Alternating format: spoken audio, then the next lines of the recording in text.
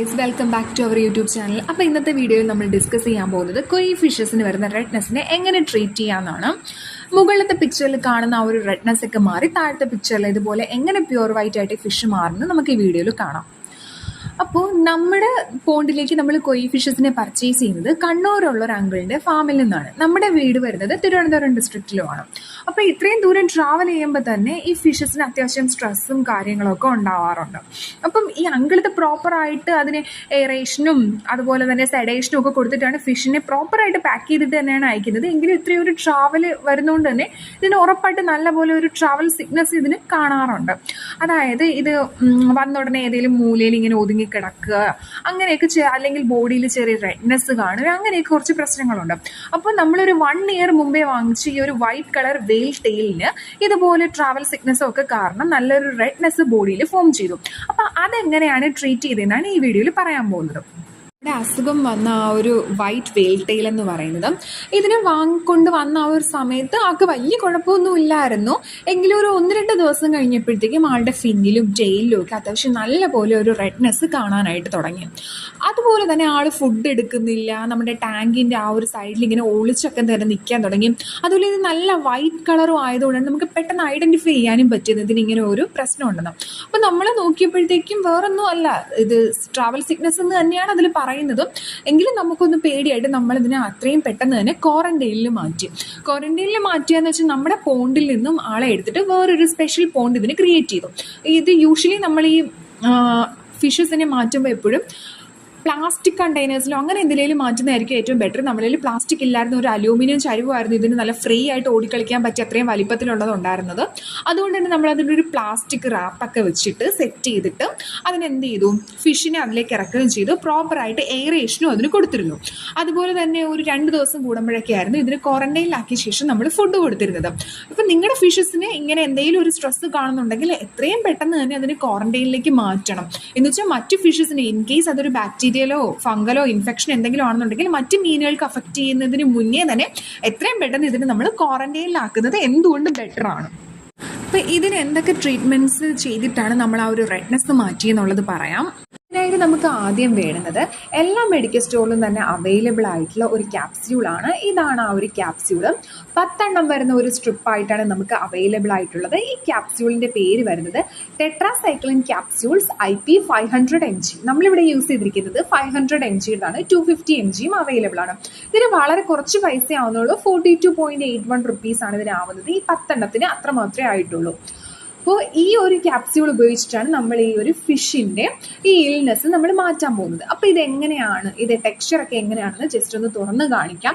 ഇതിൻ്റെ പൗഡറാണ് നമ്മൾ ഇതിന് ട്രീറ്റ്മെൻറ്റായിട്ട് യൂസ് ചെയ്യുന്നത്. ക്യാപ്സ്യൂൾ ഡയറക്റ്റ് യൂസ് ചെയ്യാറില്ല. ഈ ക്യാപ്സ്യൂൾ നമുക്ക് എന്ത് ചെയ്യാൻ പറ്റും, ഓപ്പൺ ചെയ്യാൻ പറ്റും. ഇത് ഇങ്ങനെ തന്നെ ഓപ്പൺ ചെയ്യുമ്പോൾ ഇതുപോലെ ഒരു പൗഡേർഡ്, ഒരു യെല്ലോ കളർ പൗഡേർഡ് ഫോമിലാണ് ഇതിൽ ആ ഒരു മെഡിസിൻ ഇരിക്കുന്നത്. കറക്റ്റ് നമ്മുടെ ആ ഒരു മഞ്ഞപ്പൊടിയൊക്കെ തന്നെ പോലെ തന്നെയാണ്.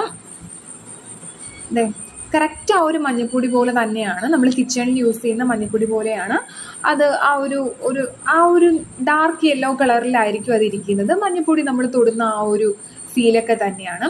അപ്പം ഇതാണ് നമ്മൾ എന്ത് ചെയ്യുന്നത്, കൊയ് ഫിഷസിൻ്റെ ട്രീറ്റ്മെൻറ്റിനായിട്ട്, ഈ ഒരു റെഡ്നെസ് മാറാനുള്ള ട്രീറ്റ്മെൻറ്റിനായിട്ട് നമ്മൾ യൂസ് ചെയ്യുന്നത്. ടെട്രാസൈക്ലിൻ ക്യാപ്സ്യൂൾസ് നമ്മുടെ കൊയ് ഫിഷസിനെ ട്രീറ്റ് ചെയ്യാൻ എങ്ങനെ യൂസ് ചെയ്യാമെന്ന് പറഞ്ഞുതരാം. അതായത് നമ്മൾ പോണ്ടിലെ വെള്ളം തന്നെ നമ്മൾ എന്ത് ചെയ്യുക, നമ്മുടെ ഈ ഒരു കൊയ് ഫിഷിനെ ഇടാനായിട്ടുള്ള ആ ക്വാറന്റൈനിലാക്കിയ ആ ബാസ്ക്കറ്റിലേക്ക് നമ്മൾ എടുക്കാം. പോണ്ടിലെ വെള്ളം തന്നെ എടുക്കണം എന്ന് പറയുന്ന കാര്യം, അതിനകത്ത് ഓൾറെഡി ബെനിഫിഷ്യൽ ബാക്ടീരിയാസ് ഉണ്ട്. അപ്പോൾ അത് ഫിഷിൻ്റെ ഗ്രോത്തിന് വളരെ അത്യാവശ്യമാണ്. അതുള്ളതുകൊണ്ട് പോണ്ടിലെ വെള്ളം തന്നെ എടുക്കാം. ആ ബക്കറ്റിലേക്ക് മാറ്റിയ ശേഷം നമ്മുടെ ഈ ടെട്രാസൈക്ലിനില്ലേ, ഇപ്പം ഞങ്ങളിപ്പോൾ ഇട്ടിരിക്കുന്നതിന് ഏകദേശം ഒരു 3-4 ബക്കറ്റ് വെള്ളം അതിനകത്ത് ഉണ്ടായിരിക്കും. അപ്പം അതിന് വേണ്ടിയിട്ട് നമ്മൾ ഈ ഒരു ടെട്രാസൈക്ലിൻ ക്യാപ്സ്യൂളിൻ്റെ പകുതിയാണ് നമ്മൾ ഈ ഒരു അറ്റ് എ ടൈം ഇതിലേക്ക് ഇട്ടത്. അതിനുശേഷം നമ്മൾ എന്ത് ചെയ്യാം, ഇപ്പം ഇന്ന് രാവിലെ ഇട്ടെന്നുണ്ടെങ്കിൽ അടുത്ത ദിവസം നമ്മൾ അതെന്ത് ചെയ്യും, അതിൻ്റെ പകുതി വെള്ളം പിടിച്ചു കളഞ്ഞ ശേഷം വീണ്ടും പോണ്ടിൽ നിന്ന് ഇതിലേക്ക് വെള്ളം ആഡ് ചെയ്ത് കൊടുക്കും. അങ്ങനെ നമ്മളിത് ഡൈല്യൂട്ട് ചെയ്യും. എന്നിട്ട് വീണ്ടും എന്ത് ചെയ്യും, കുറച്ചൊരു 1/4 ഭാഗം, അതായത് ഒരു ക്യാപ്സ്യൂളിൻ്റെ 1/4 ഭാഗം വീതം കുറച്ചുകൂടെ ടെട്രാസൈക്ലിൻ ആഡ് ചെയ്യും. അങ്ങനെയാണ് നമ്മൾ എന്ത് ചെയ്യുന്നത്, ഈ ടെട്രാസൈക്ലിൻ യൂസ് ചെയ്യേണ്ടത്. ഒരു ദിവസം ഇടുക, പിറ്റേന്ന് എന്ത് ചെയ്യുക, ഡൈല്യൂട്ട് ചെയ്യുക. അപ്പോൾ തന്നെ നമ്മൾ ഏകദേശം നമ്മുടെ ഈ ഒരു കൊയിഫിഷ്യൻ്റ് ഏകദേശം ഒരാഴ്ചയോളം നമ്മൾ ഈ ഒരു ട്രീറ്റ്മെൻറ്റ് എടുത്തായിരുന്നു. പ്രോപ്പറായിട്ട് നമ്മൾ എന്ത് ചെയ്തു, ആ ഒരു വെള്ളമൊക്കെ തന്നെ ക്ലീൻ ചെയ്യുന്നുണ്ടായിരുന്നു. അതുപോലെ തന്നെ ആൾക്ക് 2 ദിവസം കൂടുമ്പോഴേക്കായിരുന്നു ഒന്ന് ഫീഡ് ചെയ്തിരുന്നത്. പിന്നെ ആളൊന്ന് ഉഷാറായ ശേഷമാണ് നമ്മൾ പിന്നെ ക്വാറന്റൈനിലായിരുന്നപ്പോൾ പോലും ഡെയിലി ഫീഡ് ചെയ്യാനായിട്ട് തുടങ്ങിയത്. അപ്പോഴൊക്കെ ആൾ ആക്റ്റീവായിട്ട് എടുക്കുന്നുണ്ടായിരുന്നു, ഫുഡ് എടുക്കുന്നുണ്ടായിരുന്നു. അപ്പോൾ നമുക്കൊരു 2-3 ദിവസം തന്നെ ഈ ഒരു ട്രീറ്റ്മെൻറ്റ് ഫോളോ ചെയ്തപ്പോഴത്തേക്കും ആളുടെ ഫിന്നിലൊക്കെ ഉള്ള ആ ഒരു റെഡ്നെസ് അങ്ങ് കംപ്ലീറ്റ് ആയിട്ട് മാറുന്നതായിട്ട് നമുക്ക് മനസ്സിലായി.